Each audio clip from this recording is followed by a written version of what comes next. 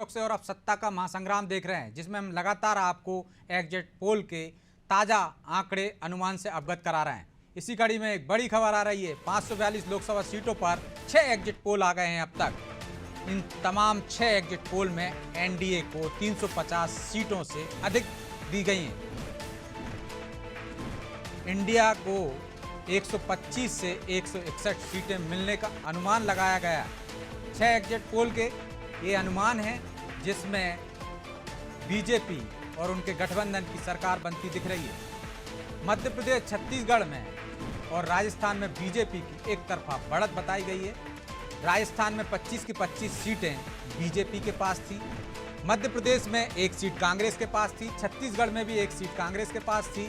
यहाँ भी बीजेपी को बढ़त बताई गई है, यानी क्लीन स्वीप कर रही है इन तीनों राज्यों में बीजेपी।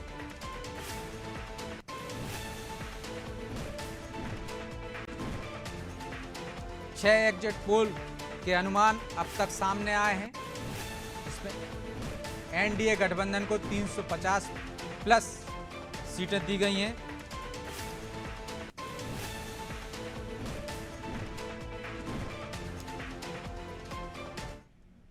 और इसी पर चर्चा के लिए हमारे साथ जुड़ गए हैं जसविंदर सिंह बग्गा बीजेपी से, हमारे सहयोगी प्रभु पटेरिया और मनोज वर्मा। बग्गा जी, बहुत बहुत स्वागत है आपका अनादि टीवी पर। मध्य प्रदेश, राजस्थान और छत्तीसगढ़ में बीजेपी क्लीन स्वीप कर रही है। 6 एग्जिट पोल के ये अनुमान है। जी बग्गा जी, देखिए, सुन के हर्ष तो होता है कि जितनी कड़ी अनुमान मेहनत है ये।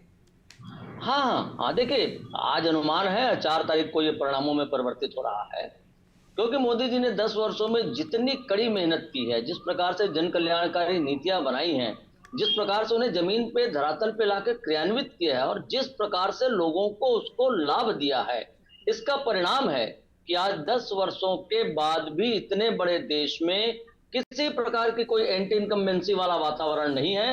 मोदी जी के पक्ष में वातावरण है। ये मोदी मैजिक है। इस मोदी मैजिक के कारण हम सारे के सारे लोग, मुझे लगता है कि हम एक बार फिर से 350 की बात आज हो रही है, हम 400 पार की तरफ बढ़ रहे हैं। और देखिएगा 4 तारीख को जब एग्जैक्ट रिजल्ट आएंगे, आज तो एग्जिट पोल है, जब एग्जैक्ट पोल होगा उस दिन देखिएगा हम 400 पार के साथ एक बार फिर से जनता की सेवा करने के लिए लोगों के बीच में होंगे। लेकिन अभी तक के तमाम जो रुझान आए हैं, अनुमान आए हैं एग्जिट पोल के, उसमें आपको 400 पार कहीं नहीं दिखा रहा है। ये तो इंडिया गठबंधन को ही 350 दिखा रहे हैं, और कुछ में तो छत्तीसगढ़ में भी एक सीट देते हुए दिख रहे हैं कांग्रेस को। कौन सी हो सकती है वो एक सीट? कौन सी हो सकती है वो एक सीट जसविंदर जी? क्या भूपेश बघेल जीत रहे हैं?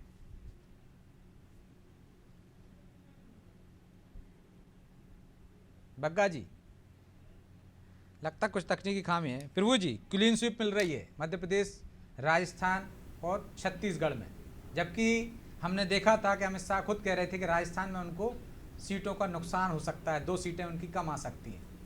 हाँ बिल्कुल ब्रजेश जी, राजस्थान में बीजेपी लगभग पुरानी स्थिति पे इंटैक्ट की पोजीशन पे पहुंचती हुई दिखाई दे रही है, लेकिन ये है प्लस माइनस 1 या 2 सीटें अलग अलग सर्वे में आ रही हैं। तो हो सकता है कि जो अमित शाह का अनुमान, क्योंकि अमित शाह जो भी कहते हैं, हमने अभी तक उनके जो सुना है, तो उसके हिसाब से ये लगता है कि वो पूरे आकलन के बाद बोलते हैं, उनके पास पूरा विश्लेषण होता है, डाटा होता है। और ये जो हम एग्जिट पोल देख रहे हैं, इससे कहीं गहरा सर्वे उनके पास होता है, क्योंकि उनकी टीम और जो अलग अलग टीमें लगाते हैं वो नीचे तक का पूरा उनको फीडबैक देती हैं, इसलिए वो हमेशा खुली और सही बात करते हैं। कोई नेता भरे चुनाव में जब ये कह रहे हैं कि हमको 2 सीटों का नुकसान राजस्थान में हो सकता है, तो आप मान के चलिए कि वो बिल्कुल ज़मीनी धरातल पे आंकड़ों के साथ बैठने के विश्लेषण करने के बाद ये बातें कह रहा है। तो राजस्थान में भी 1 या 2 सीटें अलग अलग सर्वे में ये बताई प्लस माइनस बताई जा रही हैं। तो निश्चित तौर पर इंटैक्ट की पोजीशन नहीं मान सकते हैं उसको कि जितनी है उतनी सीटों पर वो वहाँ पर पहुँच रही है। शायद यदि हो सकता है उलटफेर हो जाए तो कोई 1 आध सीट कांग्रेस इंडिया गठबंधन वहाँ पर जीत सके, ये स्थिति वहाँ पर हो सकती है। छत्तीसगढ़ के और मध्य प्रदेश की जरूर हम बात करें तो मध्य प्रदेश में बीजेपी का टारगेट 29 की 29 जीतने का था। ये लग रहा है कि स्थितियां लगभग वही होंगी, क्योंकि 2 सीटें तो बीजेपी की जीती जिताई हैं, खजुराहो और इंदौर।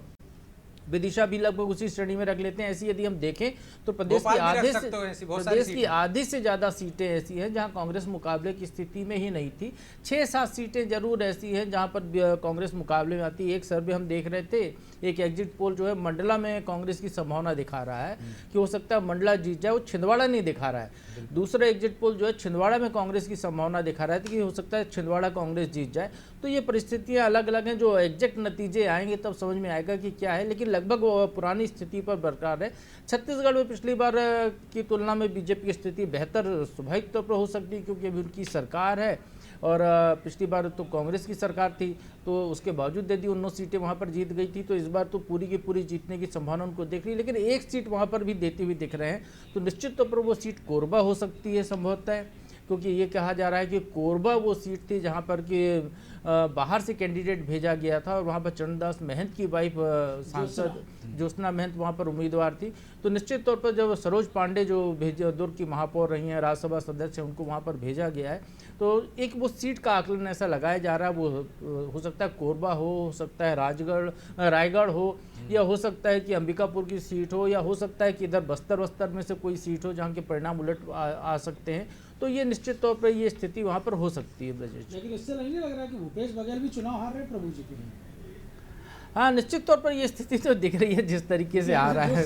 हाँ, भूपेश बघेल की नाम सीट का नाम नहीं आ रहा है। पहले भी हार चुके हैं वैसे उस सीट से, और इस बार भी मुकाबला बिल्कुल उनके भतीजे ही वहाँ से बीजेपी के सांसद हैं, तो निश्चित तौर पर वो एक मुकाबला वहाँ पे कड़ा है और वो माहौल वहाँ पे बीजेपी का ज़्यादा दिखाई दे रहा है, क्योंकि जो भूपेश बघेल की जो सरकार चली थी उसने जो काम किया था वो काम बिल्कुल जनता में, जब विधानसभा चुनाव आए तो ये माना जा रहा था कि छत्तीसगढ़ में तो कांग्रेस की सरकार आएगी ही आएगी, ये सब मानकर चल रहे थे।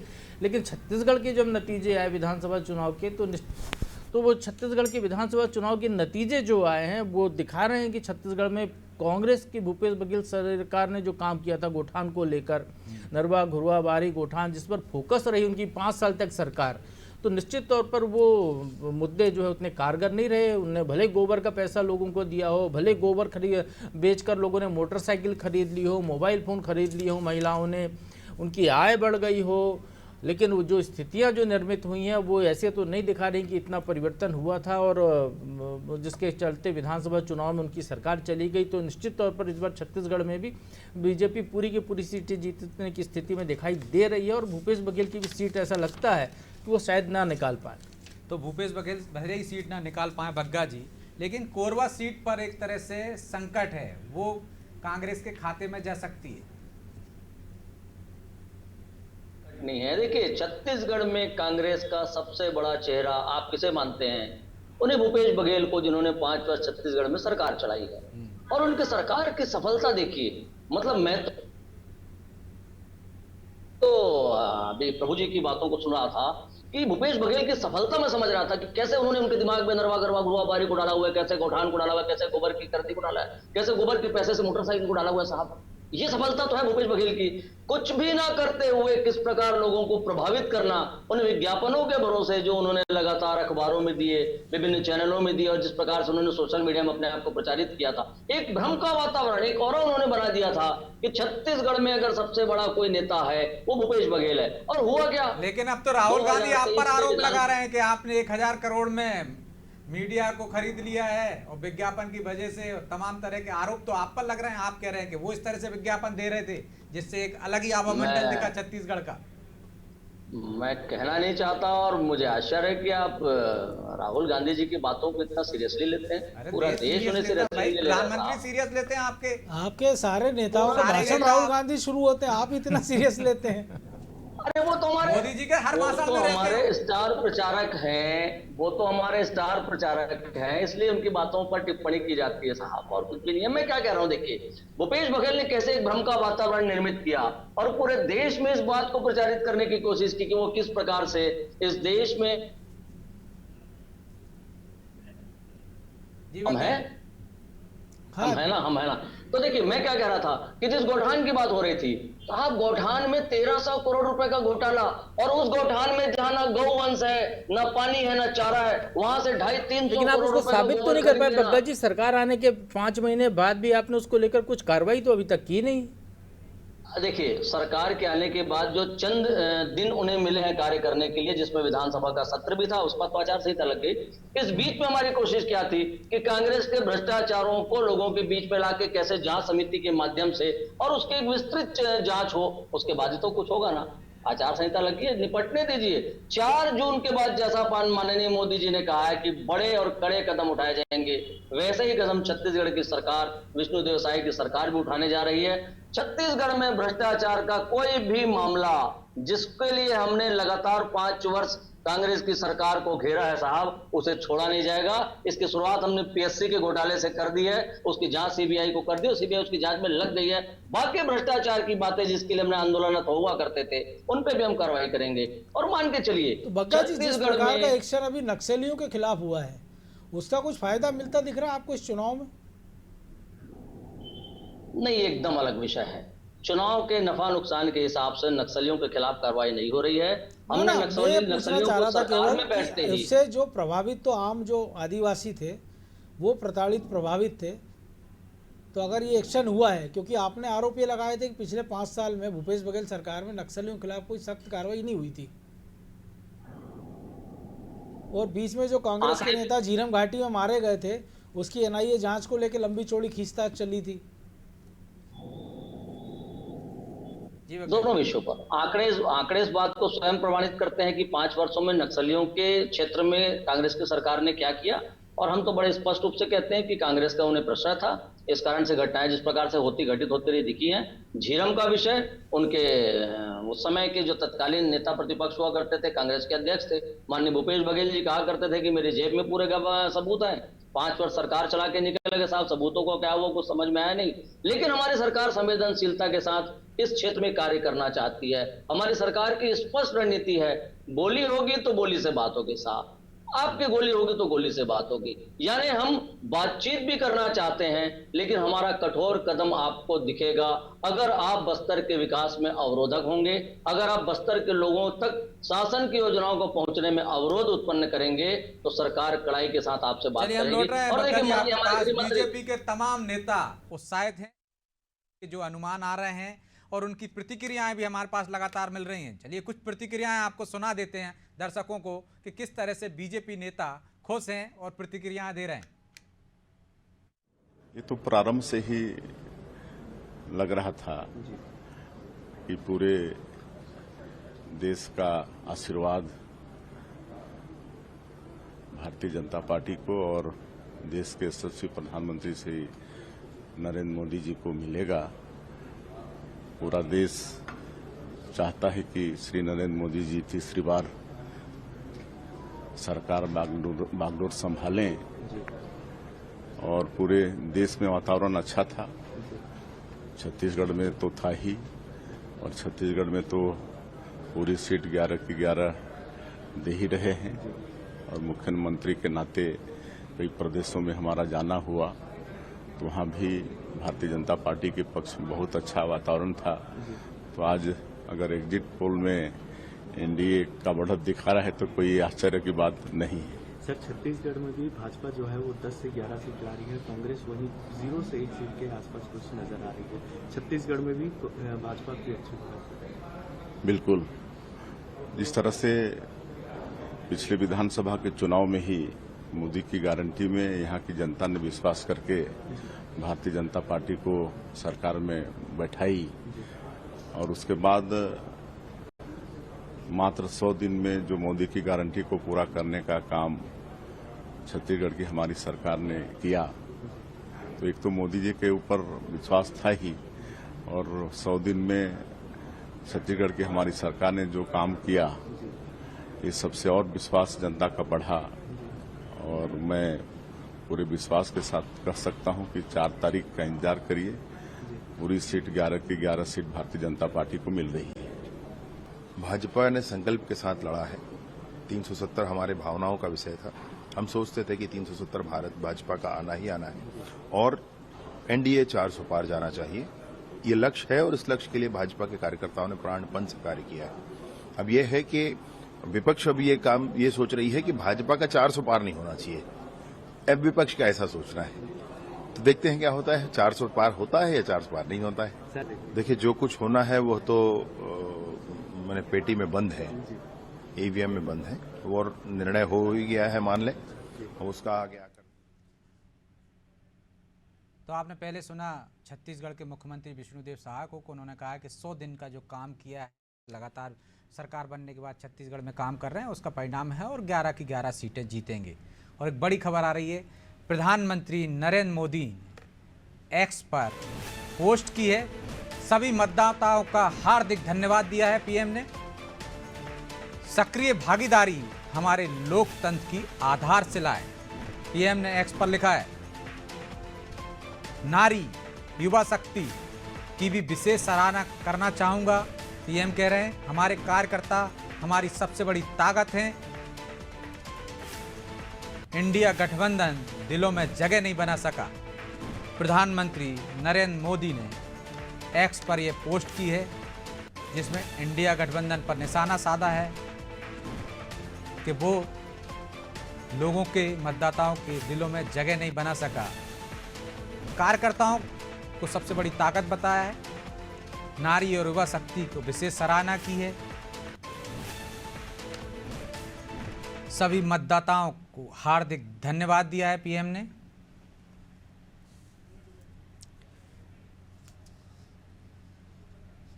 तो प्रभु जी, पीएम ने धन्यवाद दिया है सभी मतदाताओं को, और दूसरी तरफ हम देख रहे हैं कांग्रेस कह रही है जो एग्जिट पोल हैं वो मोदी के हैं। एग्जिट पोल मोदी के फेवर में आए हैं, लगातार तीसरे चुनाव में आ रहे हैं, तो ये शायद उसके पीछे बीजेपी की रणनीति है, उनकी मेहनत है, उनका काम है। अब एग्जिट पोल जो आएंगे वो नतीजे भी लगभग इसके आसपास ही हो सकते हैं, बहुत ज़्यादा दूर नहीं है, क्योंकि चुनाव आपने भी करीब से देखा है, आप भी कई क्षेत्रों में गए थे, हम भी गए थे, मनोज जी लेकिन सही कह रहे हैं वैसे कांग्रेस कि मोदी के एग्जिट पोल हैं, मतलब मोदी के फेवर में ही है ना? मोदी के फेवर में, और कांग्रेस को शायद पहले से पता था, इसलिए उन्होंने इस एग्जिट पोल का बायकॉट का पहले निर्णय लिया। फिर आज उन्होंने कहा, अचानक ये कहा कि नहीं, हम तो जो है बीजेपी के जो षड्यंत्र है उसको उजागर करने के लिए हमारे लोग जाकर बैठेंगे चैनलों में। तो निश्चित तौर पर वो उनकी अपनी एक सोच होगी कांग्रेस की। लेकिन इसमें ये भी है ना प्रभु जी, अगर एग्जिट पोल भी उसी दिन ऐसा रहा तो हो सकता है कांग्रेस के प्रवक्ता इतनी देर भी ना बैठे, इसलिए उन्होंने कहा आज ही बैठ लें। यह हो सकता है कि इंडिया गठबंधन की जो बैठक हुई थी उसमें तमाम दलों ने सुझाव दिया हो कि बैठना चाहिए, तो कांग्रेस ने अपना जो निर्णय था उसको वापस लिया। निश्चित तौर पर ये पलायन होता ब्रजेश जी, यदि ना बैठते तो निश्चित तौर पर एक तरफा बात होती। जैसे अभी हमारे पेंडे में देख लीजिए, बग्गा जी जो बोलेंगे उसकी कट करने के लिए कांग्रेस से कोई है ही नहीं, बिल्कुल। तो फिर क्या बोलेंगे, वो क्या पक्ष रखेंगे? बग्गा जी ने भी भूपेश बघेल की इतनी बुराइयां गिना दी, इतनी कमियां गिना दी। कांग्रेस का कोई होता तो शायद वो रमन सरकार की कुछ गिनाता, वर्तमान सरकार का सच उजागर किया प्रभु जी, बुराइयां नहीं, मैं बुराई करता नहीं, कमियां गिनाई ना आपने, जो भी गड़बड़ियां थी वो उसको आपने। तो कमियां तो सब में रहती है ना बग्गा जी, आप में भी कुछ कमियां रही होंगी, वो होते तो गिना देते है, मैं तो कहता हूँ ना, तो आप ही गिना दीजिए अपनी कमियां। तब तो हम 400 पार की बात करके, हम 543 सीटों पे तो चुनाव हो रहा है ना, हम 400 पार क्यों कर रहे हैं? खुद तो छोड़ के चले ना उनके लिए भी। नहीं तो बाकी जो हार रहे हैं आप, तो वो कमियों की वजह से हार रहे होंगे ना, आप 400 पार की बात कर रहे हैं। देखिए, तो मानवीय विषय है, इस पे कहीं बहुत ज्यादा विषय कहने वेचने का है नहीं। अच्छा बग्गा जी, ये बता दीजिए, जो 11 की 11 सीटें बता रहे हैं या 10 सीटें बता रहे हैं, तो इसमें आपकी वर्तमान भाजपा सरकार का योगदान है या मोदी जी नाम का जादू चला है? दोनों के यदि अलग अलग करके बताइएगा, क्या मोदी के दम पर ये आया है या आपकी विष्णुदेव साय सरकार का योगदान है? बड़ा धर्म संकट है ये आपके पास।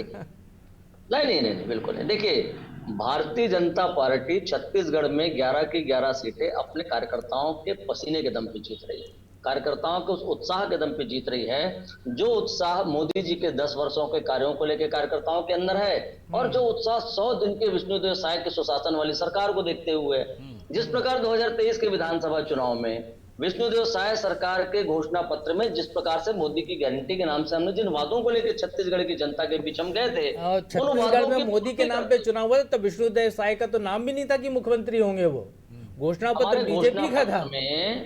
हमारे घोषणा पत्र में जिन बातों को, जिन वादों को करके हम चुनाव में थे, उन पर हमने मोदी की गारंटी की तब तक लग भी रहा था कि शायद अरुण साहब मुख्यमंत्री हो सकते हैं, क्योंकि प्रदेश अध्यक्ष थे तो स्वाभाविक दावेदार थे।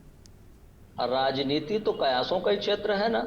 उस समय तो कांग्रेस का हर बड़ा नेता अपने आप को मुख्यमंत्री मान के ही चुनाव लड़ा था 2023 के चुनाव को। तो आपको रातों रात महतारी खैर, बंधन के फॉर्म भी भरवाने पड़े थे। अभी जो गोठान को लेकर आप कह रहे थे, तो मध्य प्रदेश की जो बीजेपी सरकार है 15 साल जो चली शिवराज सरकार के नेतृत्व में, तो उसमें भी ये सामाजिक सरोकार की योजनाओं की राशि बांटने को लेकर ही उनको जो है सब ज्यादा समर्थन जनता का मिला था। उनकी जो लाडली बहना योजना है उसकी रातों रात छत्तीसगढ़ में आपको फॉर्म भी भरवाने पड़े थे, तब जाकर ये स्थिति बनी है कि आप जिस सरकार की तारीफ कर रहे हैं वो मिली है। बहुत सारे कारण होते हैं प्रभु जी, उन कारणों में एक कारण महतारी वंदन की योजना भी है, ये बात मैं स्वीकारता हूँ। जी। लेकिन मूलतः भारतीय जनता पार्टी का कार्यकर्ता जिस मेहनत के दम पे जमीन में था, उसके अंदर एक संकल्प शक्ति थी कि हमको भूपेश की भ्रष्ट सरकार को हटाना है। वो संकल्प शक्ति के कारण उसमें उसकी मेहनत थी, उसका पसीना था, हमारी योजनाएं थी, योजनाओं के क्रियान्वयन की हमारे वो बातें थी, और हमारे नेताओं की साख थी। सबसे बड़ी बात, किस पार्टी ने क्या कहा? हमने 12,000 रुपए महीने की महतारी वंदन की घोषणा की, कांग्रेस ने 15,000 रुपए साल के महालक्ष्मी योजना की घोषणा की। क्यों सरकार की बात को ना मानते हुए हमारे नेताओं की बात को लोगों ने माना? क्योंकि नेताओं की साख है साहब, भारतीय जनता पार्टी की साख है, भारतीय जनता पार्टी के नेताओं की साख है, और उस साख के दम पे हम जीते। तो इसलिए कहना कि किसी एक कारण से कहीं सरकार बनती बिगड़ती है, मैं नहीं मानता हूं। बहुत सारे कारक होते हैं, लेकिन हाँ, पूरे देश में मोदी जी ने 10 वर्षों में जिस प्रकार से चमत्कारिक कार्य किए हैं, एक मोदी मैजिक तो आपको मानना पड़ेगा। तो छत्तीसगढ़ में भी है और देश के बाकी हिस्सों में भी है। तो मोदी मैजिक तो है प्रभु जी, लेकिन हम जो एग्जिट पोल के आ रहे हैं रुझान, अनुमान हम कह सकते हैं, उत्तर प्रदेश के भी आ गए 80 सीटों पर।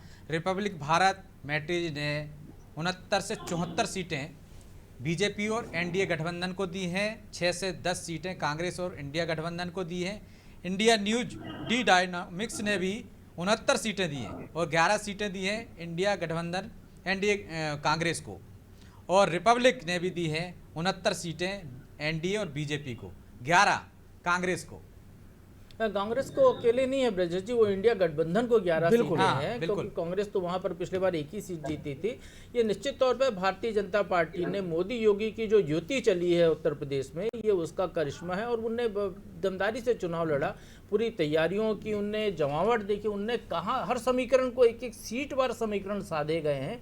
आप देखिए कि कौन धनंजय मतलब ये कह सकते हैं कि उत्तर प्रदेश में एम बाय समीकरण चला है।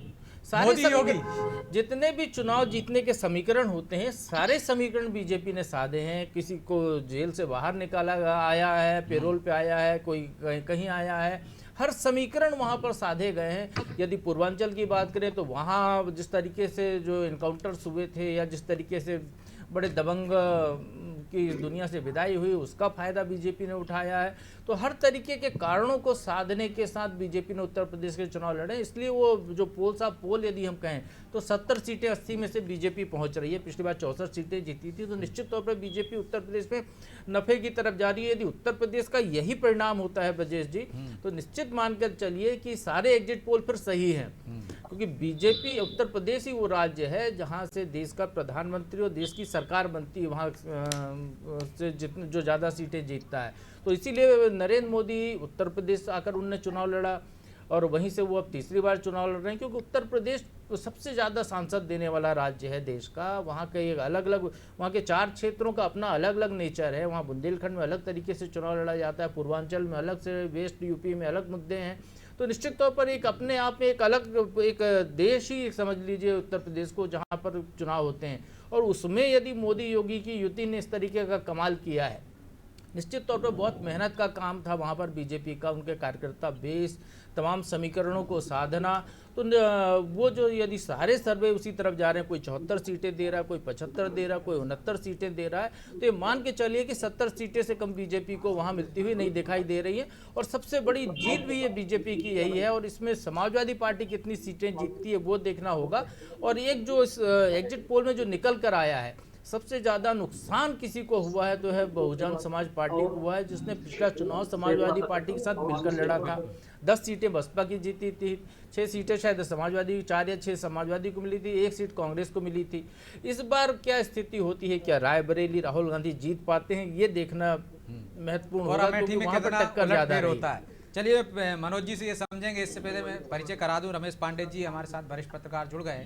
रमेश जी बहुत बहुत स्वागत है आपका अनादि टीवी पर। तो छत्तीसगढ़ का थोड़ा आप ही से समझ लेते हैं, एक सीट इस बार तो एक भी सीट नहीं दे रहे हैं कांग्रेस को, जो रुझान आ रहे हैं, अनुमान आ रहे हैं। तो क्या आपको लगता है कि मोदी मैजिक फिर चल गया जिस तरह से विधानसभा चुनाव में चला था? छत्तीसगढ़ में निश्चित रूप से मोदी का मैजिक बिल्कुल मतदाताओं पर चढ़ कर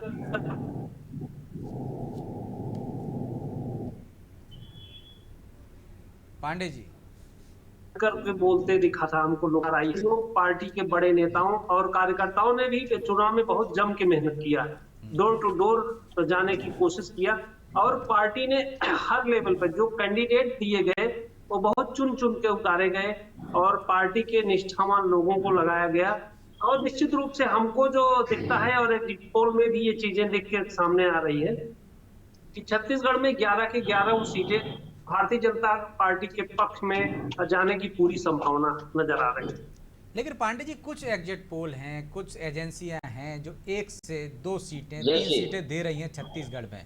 कौन सी वो सीटें हो सकती हैं जहां पर आपको लगता है कि कांटे का मुकाबला रहा था और बीजेपी यहाँ लूज कर सकती है?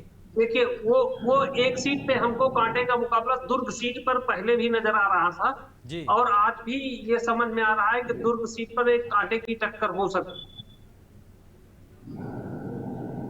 क्या वजह लगती है आपको कि दुर्ग सीट पर कांटे की टक्कर इस कारणों से है? उम्मीदवार की वजह से? पांडे जी, लगता है कुछ तकनीकी खामी है, फिर लौटेंगे हम पांडे जी के पास।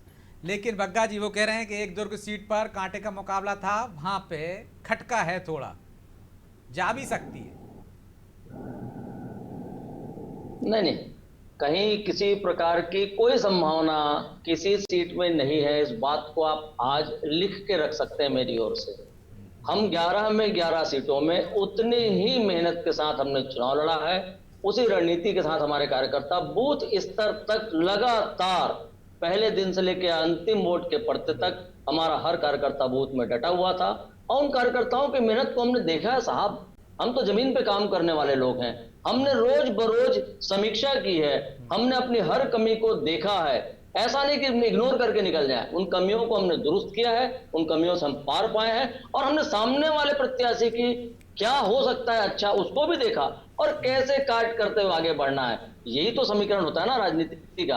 आएंगे एक बार फिर से 4 तारीख को आपके साथ बैठेंगे और उस दिन की चर्चा में इस बात को जरूर करेंगे कि कैसे हम 11 में 11 सीटें जीतने में कामयाब हो पाए थे। यूपी को समझ लेते हैं थोड़ा, 64 से 74 पर जाते हुए दिख रहे हैं। मुझे पिछली बार एक और डिबेट बहुजन समाजवादी पार्टी भी थी, इस बार क्या आपको लगता है कांग्रेस फिर वहां लूज करेगी, एक आधी सीट रहेगी उसके पास, या समाजवादी पार्टी बहुत कुछ खोने जा रही है? ब्रजेश जी, आ रहा हूं मैं, बग्गा जी आ रहा हूं जो रुझान बता रहे हैं एग्जिट पोल के जी। मुझे 9 बजे एक और डिबेट में जुड़ना था जी, अगर अनुमति हो तो अनुमति हो तो। ठीक है, बहुत बहुत धन्यवाद आपका अनादि टीवी पर जुड़ने के लिए बग्गा जी। 4 जून को फिर मिलेंगे आपसे। जी मनोज जी। ब्रजेश जी, देखिए पिछले चुनाव की बात करें तो जब बसपा और सपा एक असंभव कॉम्बिनेशन हुआ था बुआ भतीजे का, लेकिन 15 सीटें दोनों ने मिलकर जीती थी। बहुजन समाजवादी पार्टी को 10 मिली थी, सपा को 5 मिली थी। तब ये माना जा रहा था कि समाजवादी पार्टी का वोट तो ट्रांसफ़र हुआ था बसपा को, लेकिन बसपा का जो कोर वोटर था जाटव खास तौर से, वो समाजवादी पार्टी के साथ नहीं गया था, जिसके कारण ये नतीजे आए थे। अगर उत्तर प्रदेश को आप पूरा समझें, पिछले 5 चुनाव की हम बात करें, जब अखिलेश 2012 में मुख्यमंत्री बने, 17 में सरकार गई उनकी, उसके पहले बीजेपी ने 14 का लोकसभा चुनाव जीता, 17 का विधानसभा जीता, 19 का लोकसभा जीता, 22 का विधानसभा जीता और 24 में भी अच्छा परफॉर्म कर रही है एग्जिट पोल के हिसाब से। तो ये बड़ी उपलब्धि है कि अगर आप 5 चुनाव लगातार आपकी सीटें बढ़ने की स्थिति में हो, आपको कोई ज़्यादा बहुत बड़ा नुकसान ना हो रहा, इतने तमाम सारे मजबूत गठबंधन के बावजूद, तो मुझे लगता है कि बीजेपी ने जो निचले स्तर पर, चाहे वो राजभर को साथ लिया हो, चाहे निषाद पार्टी को लिया हो, अपना दल को साथ लिया हो, उसके कारण एक निचले स्तर पर बड़ी जो चीज आ रही है, कॉम्बिनेशन जो रुझान आ रहे हैं, अनुमान आ रहा है मनोज जी, उसमें राजभर के बेटे को हारता हुआ दिखाया जा रहा है। देखिए हो सकता है, क्योंकि कई बार ऐसा होता है कि जब जो कह सकते हैं जो पारिवारिक पार्टियां होती हैं, क्योंकि देखिए अब मिर्जापुर में भी अनुप्रिया पटेल है, वो कांटे की टक्कर में फंसी हुई है। अब पिछले चुनाव में हमने विधानसभा देखा था, बिल्कुल, और पिछले चुनाव में हमने देखा था कि उनकी बहन, उन्होंने उप मुख्यमंत्री जो केशव प्रसाद मौर्य, उनको चुनाव हरा दिया था। दूसरा जो ठाकुर नाराजगी थी वोटों की, पुरुषोत्तम रूपाला जो गुजरात से आते हैं केंद्रीय मंत्री, उनके जिस बयान का छत्री नाराज थे। अमित शाह ने डैमेज कंट्रोल की बात की थी, राजा भैया उनसे दक्षिण भारत में जाकर मिले थे और उन्होंने कहा था कि हम समर्थन कर रहे हैं बीजेपी का, लेकिन बाद में वो पलट गए थे। उन्होंने कहा था कि जिसको जहां मर्जी वोट करें और अगर समाजवादी पार्टी के साथ जाना हो तो जाएं। तो उसके बाद आप देखिए जी, जौनपुर से बाहुबली धनंजय, जिनकी पत्नी को बसपा के टिकट पर उतारा गया था, रातों रात बसपा उनका टिकट काटती है। इसके बाद वो निर्दलीय चुनाव नहीं लड़ते हैं, लेकिन धनंजय अपनी जौनपुर के आसपास के जो ठाकुर बहुल एरिया, उन सारी 4-5 लोकसभा सीटों पर वो कह देते हैं हम बीजेपी को समर्थन कर रहे हैं। लेकिन तो ये जो समीकरण बीजेपी ने कोई दिखाया गया है, एक भी सीट नहीं दी है। तो आप विधानसभा में देख लीजिए ना, 2 साल पहले जो विधानसभा का चुनाव हुआ है, बसपा का वोट शेयर आप देख लीजिए और सीट देख लीजिए, एक सीट भी नहीं उनको शायद मिली है, एक सीट मिली है इक्का दुक्का। कांग्रेस को 2 सीट मिली थी। तो ये जो स्थितियां थी कि उनका जो कोर वोट बैंक है जाटा, वो बीजेपी के साथ चला गया है। दूसरा मुझे लगता है कि जब पूरे आंकड़े आएंगे तो बीजेपी ने जो फोकस किया था, मोदी हमारा भाईजान एक अभियान चलाया था पसमानदा मुस्लिमों के बीच, और धारा 3 तलाक को लेकर जो मुस्लिम वोटर्स था, खासतौर से महिलाएं, उनका वोट मुझे लगता है बीजेपी के पाले में गया है। और जिस तरह इंटरव्यू में प्रधानमंत्री ने कहा था कि वो किस तरह से मुसलमानों के बिल्कुल, और इस चुनाव में आप देखिए जिस प्रकार से सीटों पे उम्मीदवार मायावती ने उतारे थे, एक टैक्टिस आप देखिए कि अखिलेश यादव ने जो 5 यादव टिकट दिए हैं, वो पूरे अपने परिवार के अलावा कोई छठा यादव उन्होंने इस मैदान में नहीं उतारा। पांचों के पांचों यादव उनके परिवार के थे, चाहे उनकी पत्नी हो, चाहे वो खुद हो, चाहे उनके चचेरे भाई हों। बाकी सीटों पर उन्होंने एक समीकरण बनाने का प्रयास किया, लेकिन मायावती ने ऐसे उम्मीदवार उतारे कि जहां लगता था अल्पसंख्यक वोट काटना जरूरी है तो उन्होंने अल्पसंख्यक वोटर उतार दिया। जहां उनको लगता था कि दलित वोटर काट सकता है समाजवादी कांग्रेस पार्टी के वोट, तो उन्होंने दलित उम्मीदवार उतार दिया। मतलब कह सकते हैं वो खुद जीतने के लिए नहीं, बिल्कुल, एक अपरोक्ष रूप से जो एक आरोप लगते हैं बी टीम के अपने दम पे चुनाव लड़ने का फायदा वहां पे बीजेपी को हुआ है। बिल्कुल, क्योंकि बसपा ये पिछले बार समाजवादी पार्टी के साथ मिलकर लड़ी थी, तो बसपा और सपा को फायदा हो गया, तो उनके माई के वोटर बसपा को मिल गए।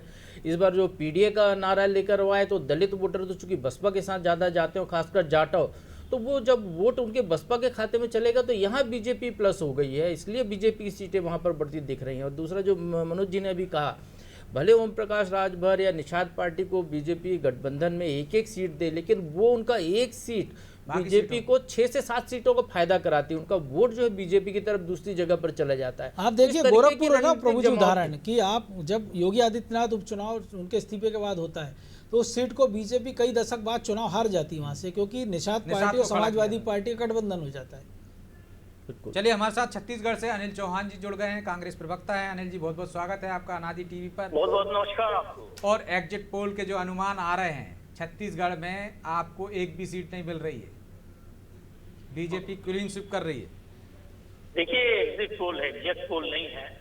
और मेरा ये मानना है कि कांग्रेस मुद्दों पे और मूल्यों पे चुनाव लड़ी, वहीं भारतीय जनता पार्टी और एनडीए गठबंधन ने लोकतंत्र की सारी मर्यादाओं को तार-तार कर दिया। 1 साल पहले से ये प्रयास करना कि विपक्ष के नेताओं को कैसे जेल में डाल दें, उनके खातों को कैसे सीज कर दें, कैसे सोशल साइट से, सोशल मीडिया से उनके कंटेंट हटवा लें, ये सारे षड्यंत्र भारतीय जनता पार्टी ने रचे और उसके बाद भी बात नहीं बनी और मुद्दों पे वो फेल होने लगी, तो राम मंदिर और धार्मिक उन्माद के मुद्दे ले आई, जो माननीय सर्वोच्च न्यायालय के आदेश पर राम मंदिर बना है। तो सारे हथकंडे भारतीय जनता पार्टी ने लोकतंत्र विरोधी अपनाए। उन्होंने कहीं महंगाई, रोजगार, शिक्षा, इन मुद्दों पे चुनाव नहीं लड़ा और उसके बाद वोटों के ध्रुवीकरण का उन्होंने प्रयास किया। पर मुझे इस प्रदेश और देश की जनता पर पूरा भरोसा है कि वो संविधान और लोकतंत्र में आस्था रखने वाले इंडिया गठबंधन को वोट करेगी। और आप देखिएगा, ये एग्जिट पोल के आंकड़े एग्जिट पोल से विपरीत होंगे। और उसका सबसे बड़ा उदाहरण है कि छत्तीसगढ़ में जब विधानसभा के चुनाव थे तो सारे एग्जिट पोल ने कहा था कि कांग्रेस की सरकार यहाँ बन रही है, हमारी सरकार बन रही है, लेकिन बाद में भारतीय जनता पार्टी की सरकार बन गई। तो जरूरी नहीं है कि आपके एग्जिट पोल के आंकड़े सही हों। जी चलिए, अनादि टीवी का भी पोल्स आ गया है, हम अपने दर्शकों को बता देते हैं कि एनडीए को 358 सीटें और इंडिया गठबंधन को 148 सीटें मिल सकती हैं, अन्य को 37 सीटें मिलने का अनुमान है। अनादि टीवी का पोल्स है ये, जिसमें एनडीए को 358 सीटें मिलने का अनुमान है और इंडिया गठबंधन को 148 सीटें, अन्य के खाते में 37 सीटें जा रही हैं।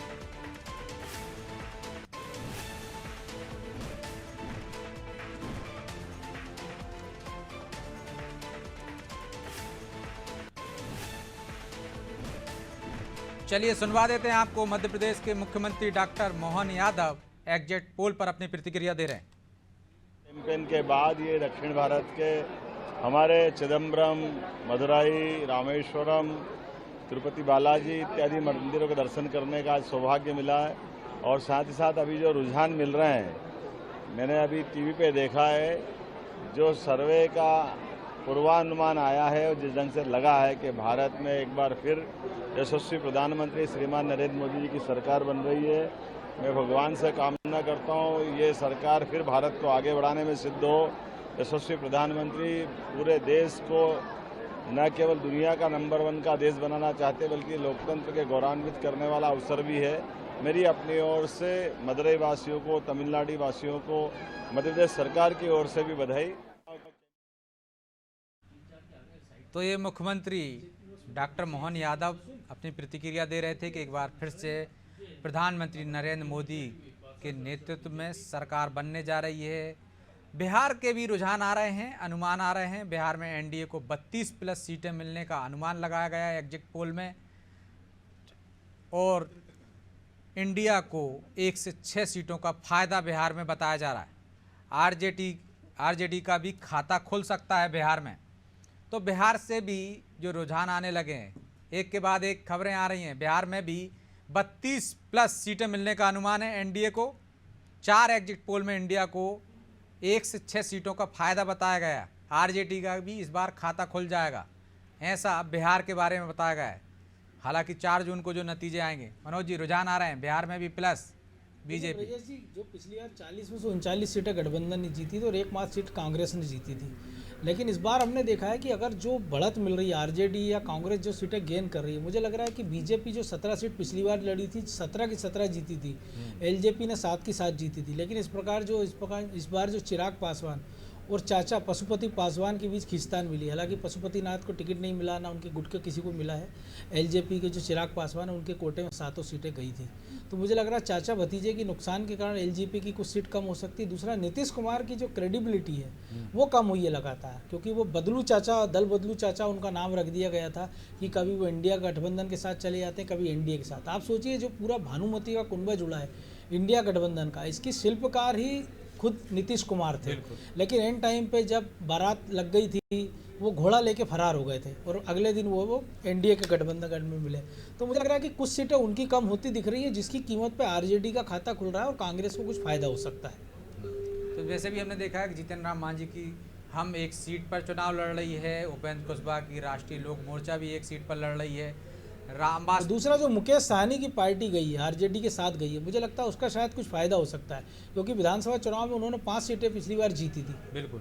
तो एलजेपी भी रामविलास वाली जो 5 सीटों पर लड़ रही है, उपेंद्र कुशवाहा की राष्ट्रीय लोक मोर्चा 1 पर लड़ रही है। बीजेपी ने यहाँ 17 तो जदयू ने 16 सीटों पर चुनाव लड़ा है। हालांकि प्लस में है बीजेपी और यहाँ पर कुछ फायदा भी दिख रहा है। लेकिन मनोज जी, मध्य प्रदेश की हम बात कर लें प्रभु जी, तो मध्य प्रदेश में जब तक के जो रुझान आए वो 1 से 3 सीट भी दे रहे हैं और 0 भी दे रहे हैं। तो ये जो कन्फ्यूजन है, इसकी वजह क्या हो सकती है कि कुछ एग्जिट पोल कह रहे हैं कि नहीं कांग्रेस को यहाँ फ़ायदा हो सकता है, कुछ कह रहे हैं नहीं वो तो क्लीन स्वीप कर रही है मध्य प्रदेश, राजस्थान और छत्तीसगढ़ में बीजेपी। देखिए ब्रजेश जी, वो अपने अपने सैंपल सर्वे है, उनके जो सर्वे का जो डाटा है वो जो कलेक्ट किया गया है, तो क्या उनने वो किन सीटों पर और किस पोलिंग बूथ पर कैसा कलेक्ट किया है, किस टाइम पे किया है, तो उसके भी असर हो सकता है कि यदि कांग्रेस कैंडिडेट ही यदि चुनाव वोट डालने गया हो उस समय, यदि डाटा कलेक्शन हो तो उस समय के लोगों की राय कुछ और होगी, क्योंकि उस समय जो उनके साथ के लोग होंगे, तो इस तरीके के चीज़ों का असर पड़ता है। लेकिन इसमें यदि समय के साथ अलग अलग पूरे दिन भर में यदि डाटा कलेक्शन किया गया है तो निश्चित तौर पर वो सही परिणाम की तरफ वो इशारा करता हुआ दिखाई देगा। लेकिन आप ये देखिए कि 29 में से ज़्यादातर एग्जिट पोल जो है वो प्लस माइनस करके 28 सीटें तो बीजेपी को दिला ही रहे, पिछले बार की स्थिति पर वो पहुंचा ही रहे हैं, वहां से कम नहीं कर रहे हैं बीजेपी को।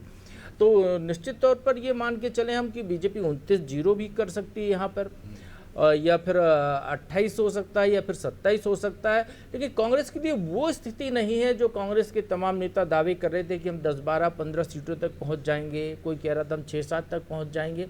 तो यहाँ 2-3 से ज़्यादा तो बढ़ती हुई कांग्रेस दिखाई नहीं दे रही है। यदि ये थोड़ी देर पहले हमारे साथ जो जुड़े थे कांग्रेस के रविंद्र सिंह तोमर जो दिमनी से पहले विधायक रहे, कैंडिडेट रहे, हमने उनको सुना, वो खुद ही कह रहे थे कि चुनाव हाईजैक हो गया था पिछला। तो अब निश्चित मान के चलिए कि यदि वो इस तरीके के आरोप लगा रहे हैं तो निश्चित तौर पर ये मान के चलिए कि वो वहाँ पर मुरैना में जो है बीजेपी मजबूत है, क्योंकि वो तो जमीनी नेता हैं, धरती पे काम करने वाले हैं, उस क्षेत्र के एक विधानसभा क्षेत्र का प्रतिनिधित्व कर चुके हैं, वहाँ पर काम कर रहे हैं, उन्हें लोकसभा चुनाव में भी काम किया होगा, उसके बावजूद यदि ऐसी बातें कह रहे हैं तो निश्चित मान के चलिए कि मुरैना के बारे में हम लोग मान के चल रहे थे टक्कर है, और यदि वो खुद ही कह रहे हैं तो फिर वो बीजेपी के खाते में जाती हुई दिखाई दे रही है। लेकिन प्रभु जी एक और दिलचस्प बात है ना, इस पूरे चुनाव में हमने जो मध्य प्रदेश की बात की, घूम फिर के बात आ रही है तो मंडला की, मुरैना की या छिंदवाड़ा की, राजगढ़ का कोई जिक्र नहीं हो रहा, जबकि पिछली बार हमने देखा कि पूरे उत्तर भारत वो मध्य भारत में इकलौती ऐसी सीट थी जिसकी सबसे ज़्यादा चर्चा थी, जिसपे दिग्विजय सिंह लड़े थे भोपाल और साध्वी प्रज्ञा। लेकिन दिग्विजय सिंह ने इतनी मेहनत की, बीजेपी के उम्मीदवार के खिलाफ इतना असंतोष था, 20-20 किलोमीटर इस गर्मी में दिग्विजय सिंह पैदल घूमे, एक एक बूथ तक गए, लेकिन राजगढ़ का कोई चर्चा नहीं हो रही कि वो जीत रहे कि नहीं जीत रहे, कोई कांटे की टक्कर भी वहाँ का नहीं कह रहा, और ये कहा जा रहा है कि उनका गढ़ रहा है वो, और सिर्फ मेहनत हो रही है कि दिग्विजय सिंह ने बहुत मेहनत की है बस। देखिए मेहनत बहुत की है दिग्विजय सिंह, इसमें कोई दो राय नहीं कि राजगढ़, आप ये देखिए राजगढ़ संघ का भी गढ़ रहा है, राजगढ़ बीजेपी का भी गढ़ रहा है, राजगढ़ से प्यारेलाल खंडेलवाल ने उस जमाने में टक्कर दिया, हरा दिग्विजय सिंह को हराया 1400 वोट से जब आखिरी चुनाव जीते वहाँ बिल्कुल उस जमाने में दिग्विजय सिंह को हराया था जब कांग्रेस का राज हुआ करता था। एक चुनाव के बारे में बीजेपी के नेता भी बताते हैं 2003 के चुनाव के बारे में कि जब वो वहाँ पर चुनाव लड़ने शिवराज सिंह चौहान कैंडिडेट थे तो कैसे खेतों में छुपकर लोगों ने अपनी जान बचाई थी। तो इस तरीके की भी बातें उस क्षेत्र में रही, राघवगढ़ से विधानसभा चुनाव था, तो इस तरीके की बातें वहाँ पर हैं। चूंकि उस क्षेत्र का नेचर बीजेपी का, कैंडिडेट के प्रति लोगों की नाराजगी थी, लेकिन चुनाव कैंडिडेट ने कहाँ लड़ा है बीजेपी के, चुनाव तो मोदी ने लड़ा है, कैंडिडेट तो गौण रहा है। आप ये देखिए बीजेपी ने कैंडिडेट के नाम पे भी वोट नहीं मांगे, उन्होंने कमल का फूल के निशान के नाम पर वोट मांगे या मोदी के नाम पर वोट मांगे, तो निश्चित तौर पर इसका असर वहाँ पे दिखाई दे रहा है। लेकिन जो बात अपने भोपाल की कही, तो भोपाल से चर्चा में दिग्विजय सिंह इसलिए थे पूरे देश में क्योंकि उनके सामने साध्वी प्रज्ञा सिंह, बिल्कुल प्रज्ञा सिंह वो महिला थी जिनको मालेगांव बम विस्फोट केस में दिग्विजय सिंह ने आरोप लगाया था, हिंदू आतंकवाद का प्रतीक बना दिया था उनको, तो इसलिए वो चर्चा में थे। लेकिन राजगढ़ वो स्थितियां नहीं है, तो शायद वहां का रिजल्ट बीजेपी के फेवर में जाता हुआ दिखाई दे रहा है। लेकिन मनोज जी अब देखिए कि हिंदी पट्टी के जो राज्य हैं, चाहे उत्तर प्रदेश हो, राजस्थान हो, मध्य प्रदेश हो, छत्तीसगढ़ हो, दिल्ली हो, भाजपा एक तरफा बढ़त बढ़ाती दिख रही है, मतलब यहाँ अभी जादू चल रहा है। देखिए ब्रजेश जी, हमने पहले भी चर्चा की थी कि ये जो आंकड़े आ रहे हैं जो एनडीए गठबंधन के, एनडीए के, या बीजेपी को जो तीसरी बार अगर अपने दम पे बहुमत मिल रहा है, 272 सीट अकेले क्रॉस कर रही है, तो बड़ा योगदान हिंदी पट्टी का उसमें, क्योंकि कांग्रेस ने जिस प्रकार से सरेंडर किया, आप देखिए अगर शुरुआत में राहुल गांधी वायनाड नहीं जाते और जिस प्रकार से उन्होंने यात्रा निकाली, क्योंकि हिमाचल की जीत का क्रेडिट भी उनको दिया गया, तेलंगाना की जीत का क्रेडिट भी उनको दिया गया और कर्नाटक का भी, लेकिन जो दूसरी यात्रा उन्होंने निकाली बीच चुनाव के वक्त, तो ये माना जा रहा था कि शायद उत्तर भारत में कुछ करिश्मा कांग्रेस कर पाएगी। लेकिन देखिए अब नॉर्थ ईस्ट में जब मणिपुर का मामला इतना सुलझा हुआ रहा है, इतने लंबे समय से, आज तक पे वहाँ पे खबरें आती हिंसा की, आज तक ये कहा जा रहा है कि लोग अपने घरों से दूर है, लेकिन अगर कांग्रेस उस नॉर्थ ईस्ट में अच्छा नहीं कर पा रही है, कांग्रेस अगर असम में अच्छा नहीं कर रही है, अगर वो गठबंधन के बाद दिल्ली में अच्छा नहीं कर पा रही है, अगर वो उत्तर प्रदेश में अखिलेश के साथ जाकर अच्छा नहीं कर रही है, अगर वो बिहार में अनुकूल स्थितियाँ वहाँ अच्छा नहीं कर रही है, राजस्थान में अच्छा नहीं कर रही है, छत्तीसगढ़ में अच्छा नहीं कर रही है, मध्य प्रदेश में विधानसभा भले उसको करारी हार मिली, लेकिन अगर सीट वाइज हम डाटा देखें, हमने कई बार इस पर बात की है कि लगभग 9 से 10 ऐसी सीटें थी, 5 से 6 सीटों पर तो कांग्रेस को बढ़त थी टोटल, अगर नंबर आप वोट देखे जाएं, और 3-4 सीटों पर कांटे का मुकाबला था। लेकिन अगर हम ये जो डाटा देख रहे हैं कि अगर 1 से 2 सीटें उनको दिख रही हैं, अगर छिंदवाड़ा को छोड़ दिया जाए तो एकाध सीट पर अगर वो कांटे का मुकाबले में है, तो जाहिर सी बात है कि कांग्रेस ने इस चुनाव को गंभीरता से नहीं लिया, क्योंकि वो पूरा समय उनकी एनर्जी इस बात में खर्चा हुई कि गठबंधन बनाया जाए। लेकिन गठबंधन मध्य प्रदेश में तो ये थी कि मैं जा रहा हूँ कि तू जा रहा वाली स्थिति में कांग्रेस रही बीजेपी। कमलनाथ का जो एपिसोड हुआ था 3 दिन का जो चला था, वहां से कांग्रेस के जो है नुकसान की शुरुआत हुई थी, बिल्कुल कि प्रदेश कांग्रेस अध्यक्ष रहा व्यक्ति जिसको अभी 2 महीने पहले प्रदेश कांग्रेस अध्यक्ष पद से हटाओ, वो बीजेपी में जाने के लायक दिख रहा है, वो बयान ऐसे दे रहा है, घर के झंडे बदल रहा है, बायो बदल रहा है सोशल मीडिया के, तो निश्चित तौर पर वहाँ से जो पतन शुरू हुआ, तो उसके बाद फिर जो भगने की एक दौड़ शुरू हुई, भगदड़ मची कि मैं चुनाव नहीं लड़ूंगा, मैं चुनाव नहीं लड़ूंगा, मैं चुनाव नहीं लड़ूंगा, अंत में जाके देखिए कैंडिडेट ही भाग गए उनके। तो निश्चित तौर पर कांग्रेस का पूरा जो अभियान मध्य प्रदेश का था, जहां पे संभावनाएं थी, आप बिल्कुल सही कह रहे हैं, 10-11 सीटें ऐसी थी जहां पर विधानसभा चुनाव के नतीजे के आधार पर कांग्रेस मजबूत दिख रही थी। चुनाव मैदान में भी लड़ते में हम लोगों का यह था कि 6-7 सीटों पर अच्छी टक्कर देगी, लेकिन हुआ यही कि कांग्रेस खुद ही पलायन के मूड में रही। बयान बहुत अच्छे देते थे कांग्रेस के नेता, लेकिन जमीन पर मेहनत करने वालों की कमी थी। जो मेहनत कर रहे थे तो उसमें अरुण यादव का नाम ले सकते हैं प्रदेश अध्यक्ष के अलावा। तो अरुण यादव कहाँ दिखे आप बताइए चर्चा में? वो बेचारे पूरे समय कहते रहे मैं गुना से चुनाव लड़ लूंगा, लेकिन उनको खंडवा से टिकट नहीं मिला। लेकिन एक बात तो कांग्रेस के नेता सही कहते थे ब्रजेश जी, वो कहते थे हम भविष्य वक्ता नहीं, हम नहीं बता सकते कितनी सीटें मिलेंगी। चलिए बड़ी खबर आ रही है, एक और सी वोटर का एग्जिट पोल आ गया। दिल्ली का सबसे दिलचस्प आया, एनडीए को 6 सीटें मिलने का अनुमान है। दिल्ली में इंडिया गठबंधन को 1 सीट मिलने की उम्मीद है। सी वोटर का एग्जिट पोल है। राजस्थान में एनडीए को 21 से 23 सीटें मिलेंगी और इंडिया गठबंधन को 2 से 4 सीटें मिल सकती हैं। महाराष्ट्र में एनडीए को 22 से 26 सीटें मिलेंगी। महाराष्ट्र में इंडिया गठबंधन को 23 से 25 सीटें मिलेंगी। दिल्ली का दिलचस्प मामला है, सी वोटर का ये सर्वे।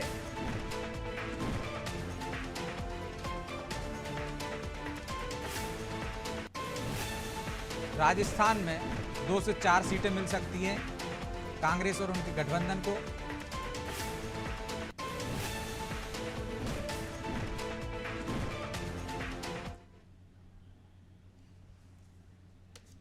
तो मनोज जी, महाराष्ट्र और दिल्ली की बात कर लें। दिल्ली में जिस तरह से कांटे का मुकाबला कहा जा रहा था, या जिस तरह से आम आदमी पार्टी और कांग्रेस जोर लगा रही थी, कन्हैया को उतारा था, दिलचस्प चुनाव हुए थे, लेकिन 6 सीटों मिल रही हैं बीजेपी एनडीए गठबंधन को। दिल्ली में इंडिया गठबंधन को, कांग्रेस या आम आदमी पार्टी को 1 सीट मिलने की उम्मीद है। देखिए ब्रजेश जी, सबसे दिलचस्प ये है कि वो एक कैंडिडेट कौन जीत रहा है, वो आम आदमी पार्टी का कि कांग्रेस का, सबसे बड़ा सवाल ये। क्योंकि बीजेपी ने 7 में से एक मनोज तिवारी को छोड़ दें, जिनको तीसरी बार मैदान में उतारा, बाकी सारे लोगों को बदल दिया था, जिसमें क्रिकेटर गौतम गंभीर भी हैं, प्रवेश वर्मा है, बड़े बड़े नेता थे, वो जितने बयानवीर थे उन सबको बीजेपी ने चुनाव मैदान से दूर कर दिया था। तो मुझे लगता है कि बीजेपी को शायद हो सकता है 7-0 भी ये आंकड़ा हो सकता है, क्योंकि केजरीवाल जब जेल गए थे तो कहा जा रहा था कि उनको सहानुभूति मिल जाएगी, लेकिन चुनाव के एन वक्त पहले सुप्रीम कोर्ट ने जिस प्रकार से उनको अंतरिम जमानत दी थी और 2 तारीख को उनको सरेंडर करना, हालांकि जमानत के लिए गए भी, जो घटनाक्रम हुए स्वाति मालीवाल से लेकर तमाम, बिल्कुल वो जो एक सिंपैथी उन्होंने गेन की थी, वो मुझे लगता है वो स्वाति मालीवाल कांड के बाद उन्होंने गवा दी। उसके बाद जिस प्रकार से बयान दिया अरविंद केजरीवाल ने, तो एक जो उनकी छवि थी कि करप्शन के खिलाफ जो पार्टी का उदय हुआ, और अगर एक के बाद एक नेता, क्योंकि होता है कि एक नेता को आपने डाल दिया, मान सकते हैं आपने उसका दुराग्रह हो, 2, 3, 4 बड़े बड़े शीर्ष नेता जब जेल जाने लगे, तो एक कहीं ना कहीं जनता के मन में भी आता है कि एक आदमी के साथ हो सकता है, 2 के साथ हो सकता है, सबके साथ नहीं हो सकता। ये जो परसेप्शन पंजाब पर भी पड़ेगा, क्योंकि पंजाब में बीजेपी को 2 से 4 सीटें मिल रही हैं, आम आदमी पार्टी को 2 सीटें, कांग्रेस को 7 से 9 सीटें। देखिए निश्चित तौर पर देखिए आम आदमी पार्टी से जो उम्मीद थी, खासतौर से नशा मुक्ति के खिलाफ जो बात बड़ी बड़ी की थी भगवंत मान ने, और आप देखिए पूरे समय अरविंद केजरीवाल उनको देश भर घुमाते रहे, क्योंकि माना ही जा रहा था कि एक सरकारी जो व्यवस्था थी हवाई जहाज उड़न खटोले की, वो दिल्ली सरकार के पास नहीं था। ऐसे में मजबूरी थी कि वो हर जगह भगवंत मान को ले जाते थे। तो मुझे लगता है भगवंत मान जो पूरा ध्यान जिनको पंजाब में देना था वो नहीं दे पाए, और बीजेपी ने चूंकि शहरी क्षेत्रों में उनका आधार था, वो आम अकाली दल के साथ 4 दशक से चुनाव लड़ते रहे थे। गठबंधन जिस प्रकार से अलग हुआ, हमने देखा विधानसभा में खामियाजा भुगता, तो बीजेपी ने आप देखिए सुनील जाखड़ हो, कैप्टन अमरिंदर हो, उनकी पत्नियों से तमाम सारे बड़े नेताओं को तोड़कर वो पहले विधानसभा में, बाद में लोकसभा में अपने साथ लाए। आप सोचिए आम आदमी पार्टी का जो पिछला इकलौता जो सांसद था जिसको टिकट देने की तैयारी चल रही थी, वो भी बीजेपी के पाले में चला जाता है। तो मुझे लगता है शहरी क्षेत्रों में बीजेपी को यहाँ जो गेंद दिख रहा है, और आम आदमी पार्टी के साथ संकट ये था कि उनके पास तो उम्मीदवारों का भी टोटा था। 13 में से 6 या 7 तो उन्होंने विधायकों को चुनाव मैदान में उतारा था। तो आप इससे अंदाज लगा लीजिए कि एक पार्टी जिसने 2/3 से ज़्यादा बहुमत जिसको मिला हो, इसके बाद अगर उसके बाद चुनाव लड़ाने के लिए चेहरे नहीं हो, और जिस प्रकार से वहाँ हत्याओं का दौर चला, कई सारे गैंगस्टर वहाँ हुए, एक जो बड़े जो नेता हैं उनके कई सारे आरोप प्रत्यारोप हुए, और जिस प्रकार से बिल्कुल, और शिरोमणि अकाली दल जिस प्रकार से हमने देखा, सुखविंदर वो पूरा उन्होंने पंजाब नापा, उनको कितना फ़ायदा मिला ये नहीं, लेकिन निश्चित तौर पर जिस उम्मीदों से आम आदमी पार्टी अकेले चुनाव लड़ी है, मुझे लगता है नतीजे आएंगे तो शायद अरविंद केजरीवाल भी सोच रहे होंगे कि अगर पंजाब में भी गठबंधन कर लेते तो आम आदमी पार्टी के लिहाज से बेहतर होता। तो आम आदमी पार्टी के लिहाज से तो बेहतर होता ही, लेकिन असम की हम बात कर चलिए असम की हम बात कर लें तो वहाँ पे बीजेपी प्लस में दिख रही है प्रभु जी। हेमंत बिस्व शर्मा पूरे देश में, खासकर हिंदी बेल्ट में भी उनका योगी के बाद जलवा रहा है, तो यहाँ भी कांग्रेस को घाटा हो रहा है। मतलब कांग्रेस ने जो राज्य तो खोया ही हेमंत बिस्वा शर्मा को छोड़कर, अब धीरे धीरे में नुकसान भी होने लगा उनको। निश्चित तौर पर हेमंत बिस्वा शर्मा इस बीजेपी का वो चेहरा है जिसको क्योंकि वहां पे एक मिनट कांग्रेस को सिर्फ 2 से 4 सीटें मिल रही हैं, एनडीए को 9 से 11 सीटें मिल रही हैं। बिल्कुल, तो हेमंत बिस्वा शर्मा वो चेहरा है जिसको पूरे देश की जनता सुनना चाहती है। वो एग्रेसिव हैं, वो उग्र हिंदुत्व की बात करते हैं, वो कांग्रेस पर खासे आक्रामक हैं। और वो आप देखिए ना उनका प्रादुर्भाव कैसे हुआ बीजेपी में। उनके बीजेपी में आने की वजह जो है राहुल गांधी और उनका प्यारा कुत्ता जो पिड्डी वो बना, और वहाँ से लेकर वो आए कि उन्हें जो है कुत्ते को ज़्यादा तवज्जो दी, मुझे तवज्जो नहीं दी। इस तरीके के जो एक बड़े लोगों की बातों को लेकर आए कि मैं आम आदमी हूँ, और वहाँ से बीजेपी ने उनका इस्तेमाल किया। पहले उनको पूरा असम में घुमाया, उनके दम पे सरकार बनाई, उसके बाद अगला जब चुनाव आया तो उन्हीं को मुख्यमंत्री बना दिया। आज देखिए हेमंत बिस्वा शर्मा इस चुनाव में 400 सीटें क्यों चाहिए, जब सवाल उठता है तो वो जवाब देते देखिए।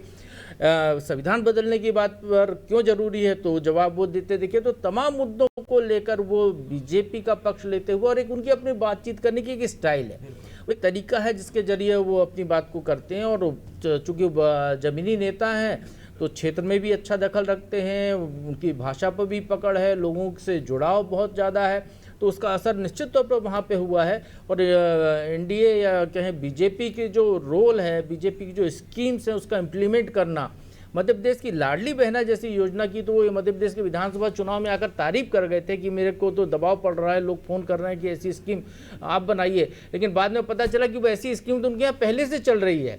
तो निश्चित तौर पर मान के चलिए कि वो किस तरीके से डिलीवरी करने वाले व्यक्ति हैं, वो लोगों को खुश रखने वाले हैं। एक और चीज़ है, उन्होंने पूरे नॉर्थ ईस्ट में बीजेपी को स्टेबलिश करके कांग्रेस को उखाड़ दिया। त्रिपुरा जैसा वामपंथियों का गढ़ खत्म हो गया। बिल्कुल, निश्चित तौर पर उनका असर ये रहा, उन्होंने पूरे नॉर्थ ईस्ट में ही काम किया है लगभग। और ये कहें कि यदि वहाँ बीजेपी ने गठबंधन से सरकारें बनाई हैं, एक कैंडिडेट बीजेपी एक विधायक होने के बाद यदि बीजेपी ने सरकार बनाई है तो अब बड़ा चर्चित राज्य है, वहाँ से बड़ी खबर आ रही है पश्चिम बंगाल से। पश्चिम बंगाल में चाणक्य का एग्जिट पोल आया है और यूपी का एग्जिट पोल भी आया है। इसके बाद पश्चिम बंगाल का भी मैं बताऊंगा अपने दर्शकों को। यूपी में चाणक्य का एग्जिट पोल बता रहा है एनडीए को 68 सीटों का अनुमान है, इंडिया को 12 सीटों का अनुमान है। और पश्चिम बंगाल में एनडीए को 24 सीटें दी गई हैं चाणक्य के एग्जिट पोल में। टीएमसी को 17 सीटें, कांग्रेस सिर्फ 1 सीट। एनडीए को यहां बढ़त मिली है 18 से 24 पर, और टीएमसी को 17 सीटें, कांग्रेस को 1 सीट है।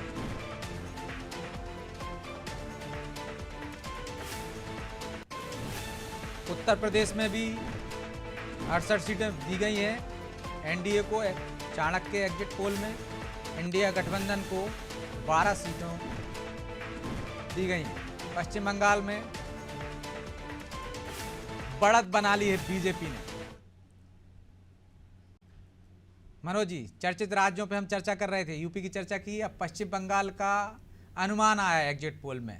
एनडीए को बढ़त मिली है, 24 सीटों का अनुमान है, टीएमसी को 17 सीटें, कांग्रेस को 1 सीट है।